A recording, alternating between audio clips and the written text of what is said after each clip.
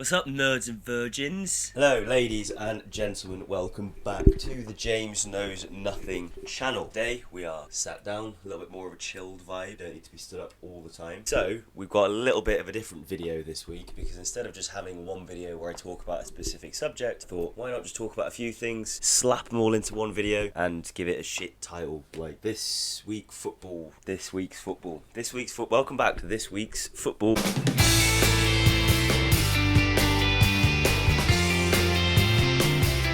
With your host, James Knows Nothing. To the Arsenal, 1-0 to the Arsenal. Let's get stuck into comment of the week. Been a minute since I've done comment of the week. Also, shout out to you guys, all of my amazing new subscribers. I appreciate every single one of you, and I appreciate everybody that's just been watching the videos. As you know, as I say every week, it's bizarre how many of you seem to be wanting to watch my videos and subscribe to my channel, but I'm not going to complain. So tell your fucking nan and your mum to subscribe to my channel. This week's comment of the week is a multi-tiered comment of the week, which is from AZC261. Wonder if you were christened that at birth, my friend, or it's just a nickname your parents gave you out of affection. I wouldn't know. So this is in response to my intro on, I think it was my last video, where I opened it up by being really funny and going, "What's going on, you fucking fucks?" And then this guy, AZC261, has commented, "Bro, my dad was next to me when you opened that video like that. What the hell?" So then I made sure, I said, "Is he okay?" And he responded by saying, "That's the wrong question. I am not okay." AZC261, I really do hope that your dad hasn't left you with too hard of a beating. This is just the fireworks you get at the James Knows Nothing channel, you know? It's unpredictable. I don't even know what I'm going to say. If anything, I can't be held accountable to what I say and what my actions are. Can't cancel me. But I do hope that you and your dad have managed to fix the relationship after that absolutely outrageously offensive thing that I said. Right, anyway, let's get into the fucking football this week, because that's the important fucking thing, isn't it? I need to stop swearing so much. Without any further ado, let's get into a video where you watch a man who knows absolutely nothing about anything try and talk about something. So what's happened in football this week? Well, let's start off in Liverpool, more specifically the Instagram account of Darwin Nunez, who recently deleted all of his posts that had any pictures of him in a Liverpool shirt, him playing for Liverpool. His Instagram currently is just all posts of like his family and him playing for Uruguay, but no Liverpool posts. Why has he done this? It's no secret that Liverpool, especially recently, have come under a lot of criticism about the fact that they can't seem to finish their dinner. You know, they've dropped points now a couple of times in the run-in, and especially like the Crystal Palace game, should have won that game easily. The amount of chances they created, but just didn't finish any of them. Darwin Nunez has obviously caught a lot of the criticism as well. Darwin Nunez has got a history of being criticised for his finishing. I think that's fairly obvious. He seems to be able to pull out the most outrageous goals I've ever seen, but when it comes to actually a basic tap-in on the 6-yard box, he skies it or whatever. So Darwin Nunez has opened himself up to an awful lot of abuse online, with people calling him all sorts of things and probably going after his family and those types of... We all know what it's like when footballers get abuse online. Partially, I do think that maybe he's taken all the Liverpool posts down to try and kind of stifle the criticism and the hate, but also why would you not just turn your Instagram account on to private or disable comments, or there's plenty of other ways around it. Deleting all the pictures of you in a Liverpool shirt just seems a little bit of an effort which could easily have been solved by doing something way easier. Like I said, you know, there's other more extravagant theories about why he's done this, talking about, oh well, he wants to leave Liverpool, and this is kind of him publicly stating that without actually saying anything. I think that's a bit far-fetched. I think Darwin Nunez is a grown man, and I think he knows how the business of football works, and if he wanted to leave Liverpool, he doesn't need to make a statement at all. He can just leave Liverpool. I don't think there's many Liverpool fans that would be particularly sad to see him go, whilst Darwin Nunez seems to have this status of being loved universally by football fans, but also being a shit player. But arguably those go hand in hand. All my friends love Darwin Nunez, and they don't even support Liverpool. But like I said, there's a certain point in a player's career, in a player's life cycle at a club, where you have to kind of look past the likability of Darwin Nunez and look past how much you love him and think, is this the type of player that's going to win Liverpool Premier League titles? No, he's not. You need a player that can finish the chances they're given. And like I said, Darwin Nunez, especially this season, especially recently, has missed so many big chances, which, like I said originally, is why he's probably opened himself up to so much abuse online. Again, I'm not saying I agree with it, and I think that footballers do obviously suffer in silence a lot of the time with online abuse, as many of the people that give them the worst of the abuse are anonymous people who can't really be, charged, blamed, called out, held to account. So like I said, there's not an awful lot that footballers can do, and when you are playing for one of the biggest teams in the world in Liverpool, you're going to have so much media attention on you, and even if Darwin Nunez does 10 things right, he's still going to read, 10 tweets about how shit he's been, or he probably received death threats and all kinds of things. So ultimately I think that it's not this cryptic transfer message that he wants to leave Liverpool. I think it's purely just he's sick of getting abused on his social media and has deleted his Liverpool posts as a response to that. But again, I might be wrong. Let me know in the comments. Next up is Dortmund. Borussia Dortmund are in the Champions League final, which is fucking crazy, especially when you consider that 10 years ago they went to Wembley and got under Jurgen Klopp to play in the Champions League final, and now 11 years on, ignore that, delete the Dortmund bit. Okay, so Manchester United, sticking with the topic of the Premier League. Man United are fucking shit, and I love that. Sorry, United fans, I am loving the downfall of Manchester United at the moment, especially when you see Jadon Sancho go to the Champions League final with Dortmund, and then you look at where Man United are, losing 4-0 to Crystal Palace. It's not the best of looks, is it? Eric Ten Hag again seems to still be fairly positive and confident that he's going to stay in the United job come the summer, but we'll see how that all goes. A lot of the players at Man United now, I think their time is up. One specifically, which is kind of sad to see, is Casemiro. Because Casemiro, to an entire generation, my generation of football fans, he is one of the best defensive midfielders I've ever seen. He's been part of one of the most iconic Real Madrid midfields ever, one of the most iconic Real Madrid teams ever. But against Palace, he just looked so worn out, shattered. He just couldn't keep up with Elise. He was just run all over the pitch. There was a stat that came out where Casemiro was dribbled past 8 times against Crystal Palace, which is the most challenges lost by a player in a single Premier League game so far this season. Jamie Carragher did an entire monologue about Casemiro, and I think he's right. I think Casemiro is just, he's been playing at the top level for so long, it's all caught up with him. He's just too slow now. And if I were him, I'd go and get a couple of seasons in Saudi, make a shit ton of money, and then retire. Because it's not, I don't think, going to be this fairy tale of redemption for Casemiro. I think it's just genuinely his body is now past it, and he is past it. And he can work as hard as he wants, but ultimately sometimes you've lost that edge that made you world class, and once that's gone, you can't get it back. Maybe I'm being too harsh on Casemiro, but I don't know. Maybe he looks at a guy like Thiago Silva as well, who's played well into his late 30s and has only just, well, he hasn't even left the Premier League yet. He's still playing this season, but he will go back to Brazil, to Fluminense, I think it is, at the end of the season. Maybe Casemiro looks at a guy like that and thinks, I want to do that. But like I said, ultimately, it's obvious that Casemiro's body has caught up with him, so it is a bit sad to see, but at the same time it means that Man United are shit, which is kind of funny, let's be honest. Yeah.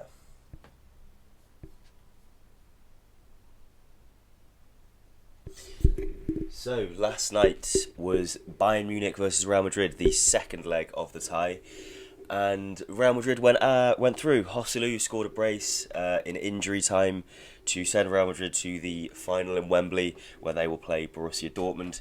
And the one thing that I really took away from that game, above anything else, is Harry Kane. The guy just looks so dejected and broken, and I understand it. We all understand it.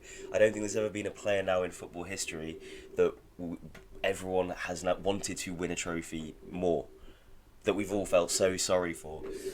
Harry Kane has been electric this season. He's scored a stupid amount of goals. He's been the best striker in the world, arguably the best player in the world, and he has joined Bayern Munich, and they have had their first trophyless season in 12 years, which is fucking insane.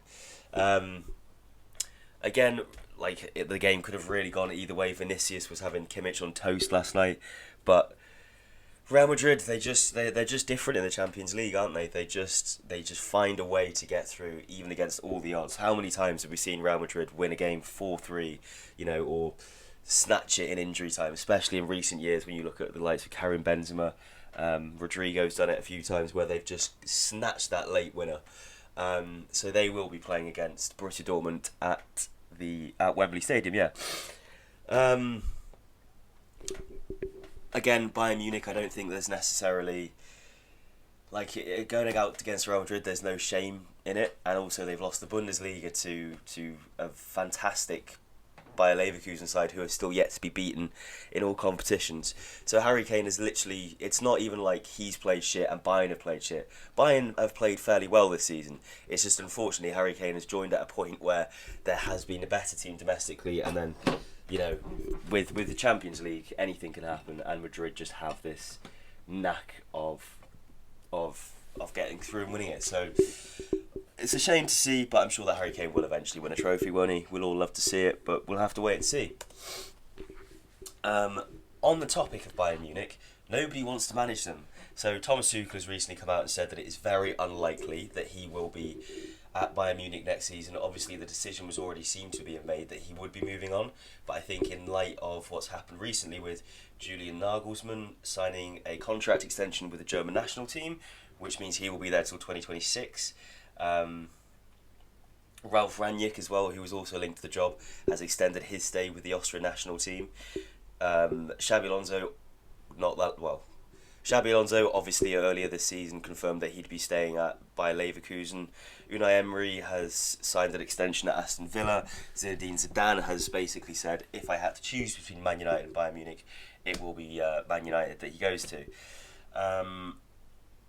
Along with the Stuttgart manager, who's Sebastian Hoeneß, I don't know how to say his surname. He's also committed his long-term future to Stuttgart, and also the Benfica manager, something Schmidt, I think is Walter Schmidt. He has also committed his long-term future to Benfica. So the options are really running out for Bayern Munich at the moment. And obviously, Erik ten Hag is still in that conversation. I'm sure that Erik ten Hag would do an okay job at Bayern Munich, but do I see him beating Xabi Alonso to a league title? Probably not. And also I think that given the opportunity, ten Hag will stay at Man United as long as possible. He's been there for a few years now already, and as we've seen with these clubs, with the bigger clubs, you need a manager to come in and you need to give them 3, 4, 5 years to start to repair the club, to build a team, to get things how he wants it. So to leave Man United halfway through a project and then go and start a new one at Bayern Munich, I just don't see that as something that Ten Hag would be particularly interested in. So that only leaves one man. You know, I'm not one of the bottle. I am European champion, so I think I'm a special one. Jose Mourinho could actually become Bayern Munich boss, which is fucking insane to me, because those two entities just are so opposite. Mourinho is this arrogant, kind of self-absorbed main character who loves to call out other managers and be mischievous and cause problems in the dressing room to motivate players. Bayern Munich are very much a club based on respect. No man is bigger than the team, no man is bigger than the club. So it would be interesting to see how that goes. I think given the budget that Bayern Munich have, Jose would be fairly successful at Bayern Munich. I also think it's something that Jose might need for his career at the moment, because, you know, the last few jobs he's done pretty well. Like, obviously Tottenham wasn't great, but again, there was many factors involved in why that didn't work. But at Roma, he got to a Europa League final. He also then obviously won the Europa Conference League with Roma. It didn't end too well. He had a bad start to this, or bad few months at the club, and they got rid of him, got in Daniel De Rossi instead, of course. So I think that Jose, since leaving Chelsea the second time, I think his career has kind of been on a downward trajectory, and it's all relative. Winning a double at Man United, or a treble even, it can't be classed as a failure, but compared to his previous standards, it has been a decline in terms of the competitions that he's been winning, in terms of how competitive he's been in the leagues. Consistently, I'm saying. So going to Bayern Munich, a club with massive prestige, who will compete for Champions League, who will compete for domestic trophies regardless of who the manager is. So if you then mix Jose into that with his abilities, then I think it could be really, really beneficial for both of them. I just think that if I'm the Bayern Munich CEO, am I looking at Jose and thinking, do I want to get you in for 3 or 4 years maybe, max, where it will all inevitably capitulate and end poorly?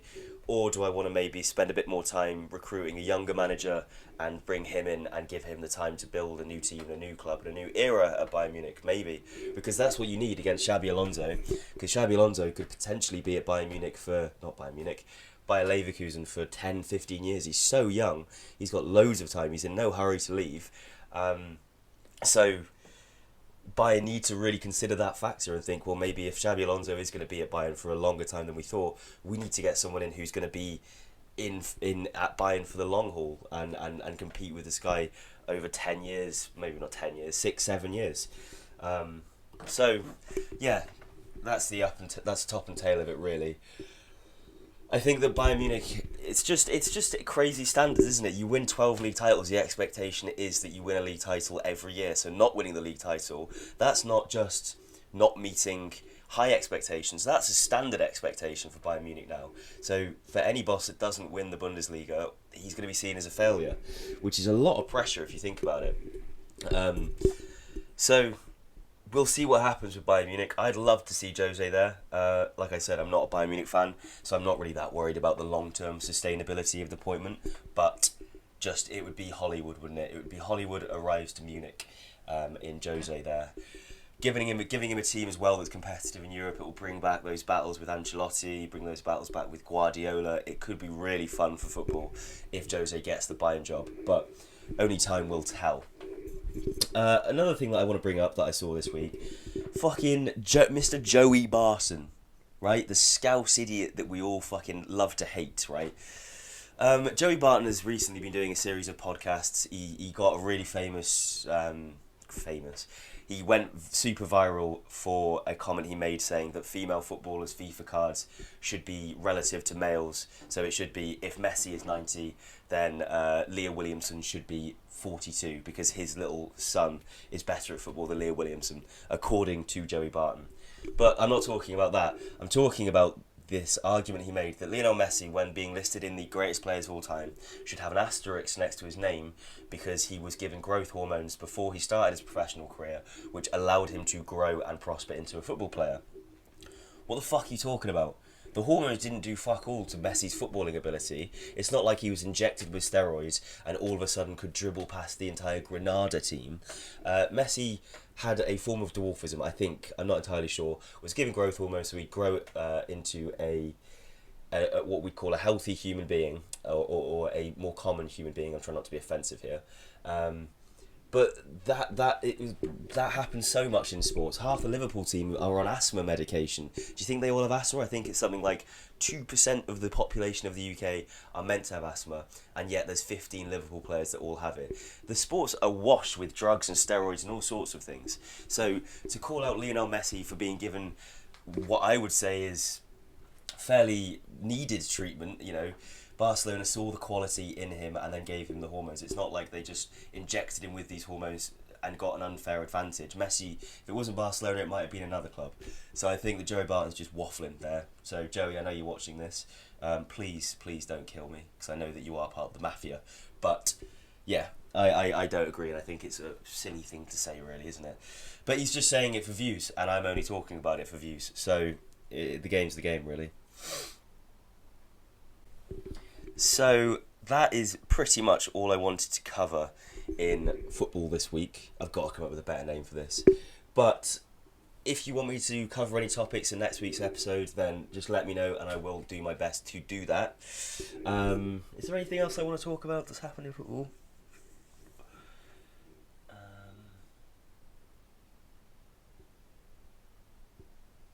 Bellingham, Kane, Nunez.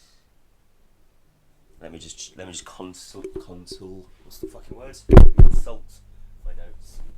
I think I covered everything